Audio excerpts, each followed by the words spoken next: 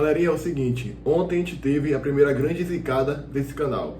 Eu dei uma zicada muito forte ontem. Por quê?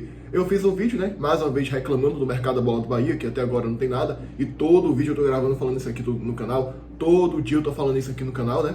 E ontem ia definir-se a Copa da Bolívia, na Nacional de Potosí, contra o Bolívar, né? E eu falei aqui que o jogo de ida tinha sido 2-0 pro Bolívar, lá em Potosí. Beleza, né? Daí você pensa, pô, já era, né? Já dá pra comemorar, já dá pra, porra, Bulo Bulo vem pro nosso chaveamento, já foi, já era. Bulo Bulo tá com a gente, beleza. Aí tava eu ontem, né, de boa, olhando meu Twitter, olhando minhas redes sociais, e eu vejo lá, pô, vai ser o Destrões. Eu falei, como assim vai ser o Destrões? O que é que aconteceu? Pois bem, galera, o Nacional de Potosí conseguiu reverter a desvantagem de 2-0 lá em La Paz. E o Nacional de Potosí é um clube que é muito menor do que o Bolívar. Não tem tanta tradição na Colômbia, né? Só joga numa altitude altíssima de 4.100 metros acima do nível do mar. E conseguiu reverter 4-1. 4-1 lá em La Paz, lá na Bolívia. Ou seja, esquece, tá, galera? Destrous vem pro chamamento do Bahia. Mas, eu acho que quem se lascou mais não foi o Bahia, não. E eu nem ia falar muito do Botafogo nesse vídeo, tá? Porém, eu não posso deixar de falar o quanto o Botafogo se lascou nessa pré-Libertadores. A gente reclama ali que a gente pode pegar o Tolima, pode pegar o Destrous, ficar uma altitude de 3.600 metros, né? Aí você fala, porra, 500 metros a mais a menos não faz diferença. Como não faz, meu amigo? O Fortaleza pegou esse Nacional de Potosí aí, na Sul-Americana, tomou 4-0 lá em Potosí. Quando chegou aqui no Castelão, meteu 6-0. Será que vai acontecer algo parecido com o Botafogo nessa pré-Libertadores? Fato é, o Botafogo se arrombou demais. Bom, tá aqui o resultado, né? Nacional de Potosí 4, Bolívar 1. Com isso, o Nacional de Potosí está na segunda fase prévia da pré-Libertadores. Vai enfrentar o Botafogo. Jogo de ida na Bolívia, jogo de volta no Engenhão. Pelo menos tem esse fator a favor da equipe do Botafogo, né? Na nossa chave, Bahia e O'Higgins, Deportivo Tolima contra o vencedor de Destrous e Deportivo Táchira. Aí vamos lá, né? Primeiramente, galera, Botafogo, torcida do Botafogo aí que pode estar vendo esse vídeo, vocês se arrombaram demais. Mais do que o Bahia, porque a altitude que vocês vão pegar é ainda maior do que a que o Bahia pode enfrentar na próxima fase, na terceira fase da pré-Libertadores, né? Só que vocês têm a vantagem de decidir em casa. Mas é que tá o detalhe, essa altitude, ela conta muito, mais do que a de La Paz. O Bahia foi jogar em La Paz ano passado, fez um bom jogo, chegou até quase ganhar lá. Tudo bem que todo jogo é uma história, né? É difícil ganhar lá, ainda assim. Mas, por exemplo, eu prefiro pegar numa terceira fase, provável, o Destrous do que o Tolima. Já a gente chega lá, tá? Mas enfim, velho, vocês se arrombaram demais. Tem qualidade técnica? Tem. Mas é o que eu acabei de falar, essa altitude conta muito. Tudo bem que aquele Fortaleza de 2023 não tem a qualidade técnica do grupo de jogadores que o Botafogo tem. Mas era o Fortaleza do Vojvoda, voando na sua melhor fase da história. Foi lá, tomou 4-0 na Bolívia e deu 6 no Castelão. Ou seja, se fosse mata-mata, seria 6-4 pro Fortaleza. Bizarro, né? Eu acho que esse confronto foi o desenho real de como é uma equipe brasileira contra a equipe boliviana. É 5-0 lá, quando chega aqui no Brasil, 8-0 para a equipe brasileira. Então, o Botafogo tem que tentar tomar o menor número de gols possíveis lá na Bolívia. Até se o Botafogo tomar um 3-4, eu acho que reverte aqui. Mas não, é bom não arriscar. É bom não arriscar. E aí tá o meu ponto, né? O Botafogo tá no mesmo quadro do Bahia. A gente tá no mesmo barco. Botafogo não tem mais o mesmo time de 2024, aquele que ganhou tudo. O time se desfez um pouquinho. O Textor errou muito essa temporada. A temporada do Botafogo foi péssima, com erros de treinador, Renato Paiva, desmanche do time. Tanto que o Botafogo saiu de campeão para a pré-Libertadores, né? O que é uma queda considerável, uma queda brusca de uma equipe. Foi eliminado na Libertadores nas oitavas de final para a LDU, que quase seria a adversária do Botafogo também agora, na pré. Só que o Barcelona de Guayaquil se classificou lá no Equador para essa fase prévia, né? Não conseguiu a vaga direta. Então assim, velho, a temporada do Botafogo foi péssima e vai pegar uma atitude muito forte. Vai ter que reforçar e muito o seu elenco para poder não arriscar, para aumentar sua qualidade técnica, para ter mais qualidade ainda, para conseguir vencer o Nacional de Potosí. Tomar 2-0. Se tomar 1 ou 2 lá na Bolívia, eu acho que mete uns 4 no Engenhão e reverte. Agora, se for 4-5, aí podemos ter uma disputa de pênalti. Ou o Botafogo pode reverter, mas vai ser muito mais complicado, né? Veja só, a disparidade técnica é tão grande que sem um fator altitude, eu acho que até um resultado de 4-0, 5 dá para reverter.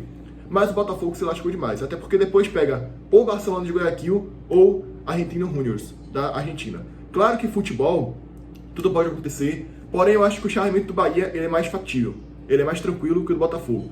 Tolima coloca um medinho ali, mas acho que Guayaquil, Barcelona de Guayaquil e Argentinos Juniors são muito mais complicados do que o Tolima ou do que o próprio The Strongest ou o Deportivo Táchira que o Bahia pode enfrentar.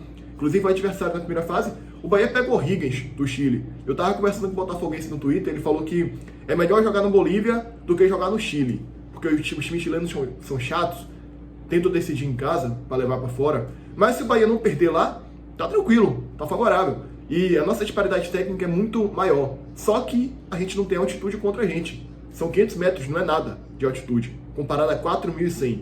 Uma altitude dessa aí não interfere em nada no jogo. Então, o Bahia não tem altitude, pega uma equipe muito fraca. O Bahia é amplo favorito. O Botafogo tem uma altitude de 4.100 metros pela frente. Então, se eu tivesse que palpitar, eu acho que o Bahia tem mais chance de chegar à fase de grupos do que o Botafogo. Porém, ano passado, eu achava o caminho do Corinthians mais fácil na primeira fase, e de fato passou, e o Bahia tinha pegado a altitude, né? Só que o Corinthians foi eliminado, e o Bahia se classificou para a fase de grupos, né? Então, isso aí é relativo, não dá para cravar o que vai acontecer. Será que pela primeira vez a gente vai ter 2 brasileiros passando para a fase de grupos? Talvez, pode acontecer, né? Enfim, Botafogo pegou um adversário fácil, porém a altitude conta muito. Depois, um adversário complicadíssimo, e o Bahia pegou o Rings, que deve passar, um adversário bem tranquilo, sem altitude. E aí depois é aquele debate, né? Eu ainda prefiro pegar o Deportivo Táchira na terceira fase, caso a gente venha passar. Só que, se não for o Deportivo Táchira, considerando que eles vão ser eliminados, eu acho que eles vão ser eliminados por The Strongest, depois é The Strongest ou Tolima. E eu ainda prefiro pegar o The Strongest. Mesmo com a altitude. Mas a altitude é imensa, é 3.600 metros. Primeiro, é só fazer o papel aqui na fonte. O jogo de ida é aqui, 3-0. Decide lá. Toma 2, está classificado ainda. Pode ir lá podendo tomar 2 gols. O ideal é Bahia meter um 3-0 aqui na fonte, para ser o inverso do ano passado. Tem que se preparar bem. O Grupo City tem aqueles equipamentos lá que os jogadores do Bahia usaram ano passado para simular uma altitude. Então a preparação é bem feita, né? Então eu ainda acho que contra o The Strongest a gente tem mais vantagem e a gente classificaria contra o The Strongest. Acho que essa altitude pode até ajudar a gente. É torcer pro Táchira sentir altitude, pro Tolima sentir altitude, para que seja eliminados por esse fator. Aí depois o Bahia pega, eu acho que o Bahia tem mais chance de passar na altitude do que um Tolima da vida ou do que um Deportivo Táchira da vida. É nisso que a gente tem que se apegar para que o Bahia chegue à terceira fase. Ou Rings e The Strongest, eu acho que o Bahia passa para a fase de grupos da Libertadores. Esse é o que eu espero, essa é que é a minha torcida, né? E o Botafogo tem que tomar cuidado para não ser eliminado, porque se for eliminado, e eu não descarto a possibilidade do Botafogo ser eliminado, tá? Ainda mais se continuar sem treinador, demorando para... Daqui até lá deve ter. Mas se errar na escolha do treinador e não contratar peças para passar de fase, eu não descarto a possibilidade do Botafogo ser eliminado para o Nacional de Potosí. Tem que tomar muito cuidado, ficar o jogo aberto, ficar alerta, porque não é fácil. Não é fácil. E o Bahia é a mesma coisa.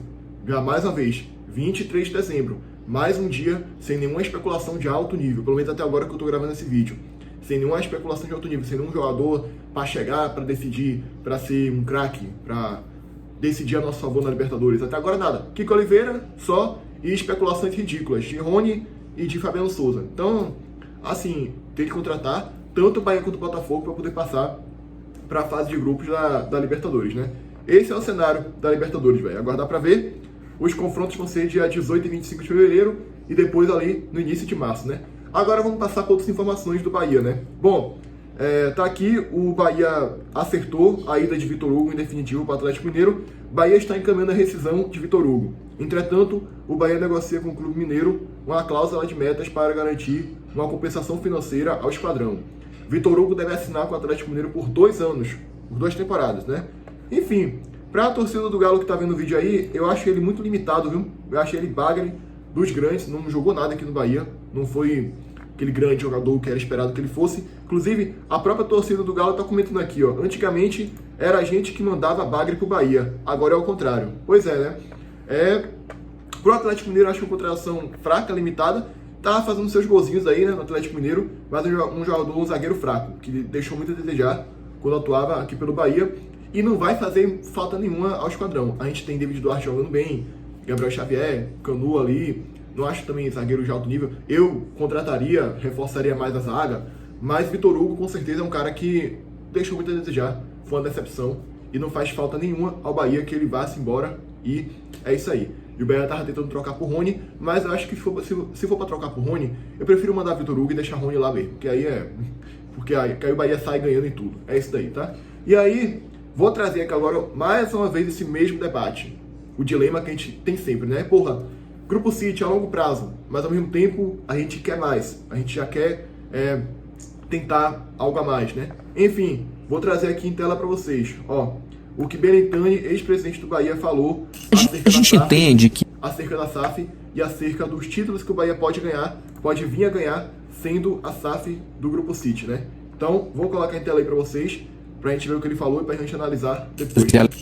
a gente entende que até 5 anos de projeto, quer dizer, ali até 2028, 2029, é natural que você passe por uma primeira etapa que é ganho de competitividade. Você tem que passar a estar disputando o topo do futebol brasileiro. Significa, por exemplo, que lá para 28, 29, a gente deve ter, talvez, se aproximado mais de uma final de Copa do Brasil, se aproximado mais de um G4, ou consolidado mais no G6, por exemplo, do Campeonato Brasileiro, passar para as fases de playoffs da Libertadores. Eu acho que esses são os caminhos esperados em 28, 29. E a partir daí vai ter, logicamente, uma cobrança maior por um ou outro grande título a cada 2 ou 3 anos. É isso que é a nossa expectativa, assim, né? Uma Copa do Brasil, depois 3 anos depois conseguir eventualmente pegar um Campeonato Brasileiro, campeão da Sul-Americana ou mesmo da Libertadores em algum momento. O projeto tem essa grandiosidade, tem essa expectativa, mas dosa cada momento no seu momento. Mas o que você está dizendo é, apesar de ter os pés no chão, o sonho é alto. O Bahia sonha em ganhar as grandes competições.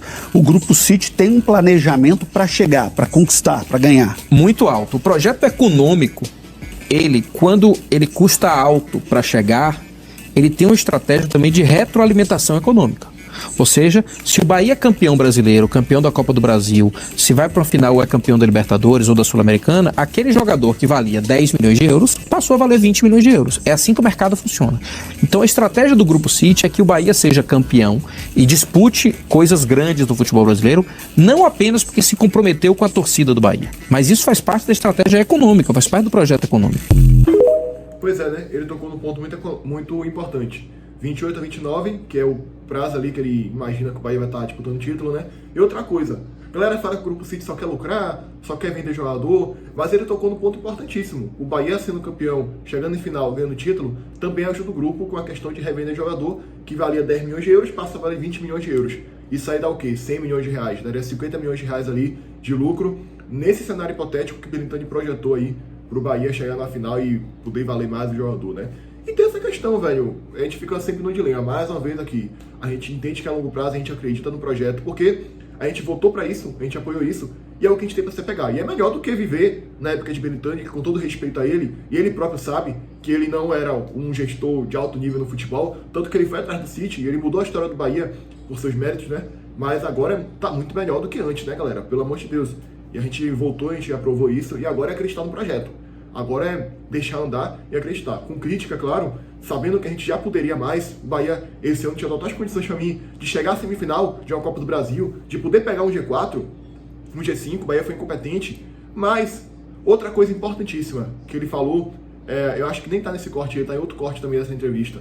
Para você ganhar uma coisa, ganhar um título, primeiro você tem que disputar. Então, o Bahia tá indo para sua segunda Libertadores consecutiva. Tudo bem que é pré, tudo bem que se tivesse a regra da Copa do Brasil, a gente não teria ido nenhuma, nem na outra, nova regra, né? E isso é uma coisa que tem que se atentar, para o Bahia fazer campanhas melhores, não dar mais de passar, ficar ali no G3, ficar ali no G4, fazer campanhas melhores. Porém, de qualquer forma, eu quero que se dane. A gente tá em 2 Libertadores consecutivas, é isso que importa. Pré-Libertadores, beleza, mas estamos lá. E é importantíssimo a gente continuar se classificando, continuar mantendo a regularidade, porque uma hora o Bahia vai mais longe. E à medida que o Bahia for chegando mais longe, quarta de final, semifinal, toda a temporada, uma hora você ganha. Foi assim que o City ganhou a Champions. Semifinal, todo ano. Chegava em final. Uma hora foi lá e ganhou da Inter de Milão. Que foi campeão da Champions. Então, eu acho que essa é a meta também pro Bahia. A gente tem que estar lá todo ano. Temos que chegar em semifinal de Copa do Brasil todo ano. Já estamos em quarta de final todo ano. Próximo passo, semifinal. E assim, a gente vai chegando próximo. Vamos perder algumas finais, vamos perder algumas decisões, claro, mas uma hora a gente vai ganhar. Até lá, a gente aguenta a zoeira, beleza, dos outros, né? Enquanto a gente não ganhar nada, a gente vai continuar sendo zoado. Mas, uma hora a gente vai ganhar. E esse é o ponto principal do projeto do Grupo City. Mas, vamos cobrar. Porque eu acho que a gente já pode um pouco mais, entendeu?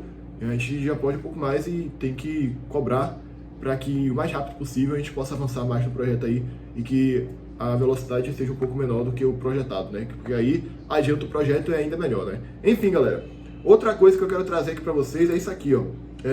O Bahia está fazendo... Isso aqui eu esqueci de trazer, tá? É muito interessante. O Bahia está fazendo uma limpa no elenco. Confira a lista de jogadores que já saíram ou devem sair do Bahia. Thiago já saiu, Miqueias, André já saiu, Kaique, Rezende, Vitinho já saiu, Marcos Vitor, Matheus Bahia, Santiago, Ratão, Caio Roque, Iago Felipe. Desses aí, só Santiago Arias eu fico com o pé atrás, se era melhor ter mandado embora ou não. Kaique é útil ali, uma ou outra, e Marcos Vitor poderia ter um potencial ali. De resto, é igual aquele meme, né? Salsicha, um bagre. Eu até esqueci de trazer, eu ia até trazer aqui. O Bahia tá pegando um bocado de bagre e botando no mar pra poder a galera pescar. Festival de bagre, galera. Só bagre aí. Inacreditável, tá? Enfim, se inscreve no canal, deixa o like, comenta, compartilha, ativa o sininho. E fala se você manteria algum desses aí também. Pra mim, só áreas eu pensaria em manter. De resto, festival de bagre. Joga tudo no mar e deixa que os outros times agora pesquem esses bagres aí, tá? Alguns já foram pescados, né? Enfim, se inscreve, deixa o like, comenta, compartilha, ativa o sininho. E até o próximo vídeo, galera. Fui!